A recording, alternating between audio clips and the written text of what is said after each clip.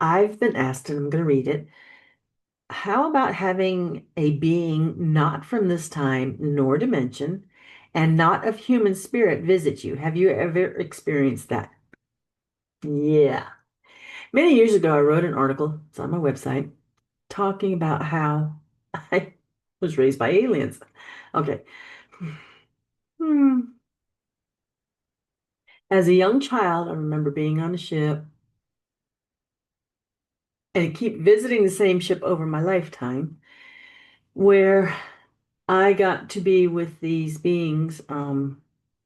Actually, there was mixed beings on the ship,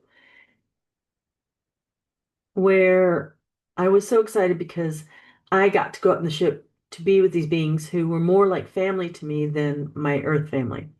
Um, they they weren't my family, but they understood me better than anybody on Earth at that time, and so they were my family as far as I was concerned. I visited with them regularly.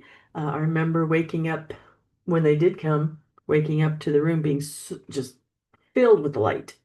I mean, very bright white light. And I was like, oh boy, I get to go up. I'm so excited. Um, I've met a lot of beings over my lifetime, um, who were, some were humanoid, but weren't human, from different places. So yeah, I grew up with aliens in my life, and a major team guide member for many, many, many years was someone who kind of looked like a gray, but it wasn't a gray. She had a beautiful green iridescent skin, but she had, the gray looking head, but it was all this beautiful iridescent green. And there were some other taller beings there that had like white hair, humanoid looking, white, long white hair, wearing white, um, long tunics, I guess you could say. Anyway, this one being the green, and I called her a lady, though she was kind of androgynous, but she had a nurturing energy. And for the sake of this and public, I will call her Rutha. That was not her name. But she spent a lot of time with me, or I spent a lot of time with her. She taught me a lot of things. And then one day she had shown me something that happened at, is it Cheyenne Mountain, and I blew a gasket. I wasn't mad at her. I was enraged at what was happening with what I saw. And she was yanked from my team, and I had a temper tantrum. I was like, bring her back. No, she created distress in you, and this is not what we're here for. Oh, she didn't do anything. This was my response. This was on me, not her. They were adamant. No, she can't come back on your team. Um, so my little temper tantrum self, and this was way back when, I was like, fine, I want nothing to do with you guys then. I'm done. And so I closed that door for 2 years. Had a 2 year temper tantrum. So eventually I opened that door back up. I said, okay, look, you're not going to let me have her back, but I want to be able to visit her. I want to be able to see her. I want to be able to interact with her.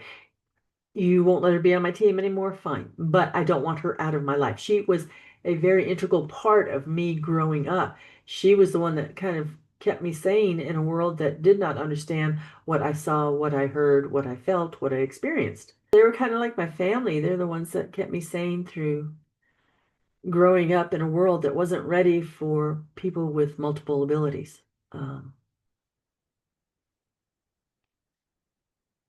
I've had others who weren't on my team, and uh, they would pop in. Um, like I'd wake up in the middle of the night and see these beings walking out of a closet and just standing there looking at me. And I'm like, yes, middle of the night, I'm tired. What do you want? But it was really cool because the ones that came into my physical reality. um, often glowed. Um, Higher energy, they're beautiful and glowing. I have had some interactions with some that I'm not sure what they were, but everything in me screamed when I saw them in physical form that they were not human. I used to work at a radio station and I was a receptionist and I faced the door and people would open the door and have to come down some steps to ground level where I was. And then I would interact with them. And these two people came in. We lived in the South where it's hot and muggy. And these two people walk in with big black overcoats on that almost reach their ankles, and big black boots and black pants. And I'm like, okay, but it was their face and their eyes and everything. And it was like, nope, they're not human. Um, and I was on the phone when they walked in, and so I just said, just a minute. And I hung up the phone and I was done. And when I let go of the receiver, this was a man and a woman. The man grabbed my wrist and pulled my hand up to him. And he goes, I can heal that.